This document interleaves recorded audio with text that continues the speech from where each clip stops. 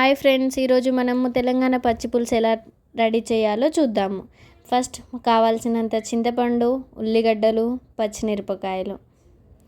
అవి సన్నగా తరిగిన పచ్చిమిరపకాయలు, ఉల్లిగడ్డలు తీసుకొని చింతపండు పులుసుని చేసుకొని దాంట్లో మనం ముందు కట్ చేసుకున్న పెట్టుకున్న ఉల్లిగడ్డలు, పచ్చిమిరపకాయలు అన్నీ వేసుకొని గట్టిగా కలుపుకోవాలి. తగినంత కారం, తగినంత ఉప్పు వేసి ఆ చింతపండు రసంలో మనము దగ్గరగా కలుపుకోవాలి. తర్వాత ఒక ప్యాన్లో ఆయిల్ తీసుకొని అందులో కావలసినంత కరివేపాకు, ఎండుమిర్చి, పోపు దినుసులు, దంచి పెట్టిన ఎల్లిపాయ, కరివేపాకు తీసుకొని ఆ పోపుని మనము తయారు చేసుకున్న పోపుని అందులో కలుపుకోవాలి. వేడి వేడి అన్నంలా పచ్చి పులుసు చేసుకొని తింటే టేస్టే వేరబ్బా. Get more videos, please subscribe my channel.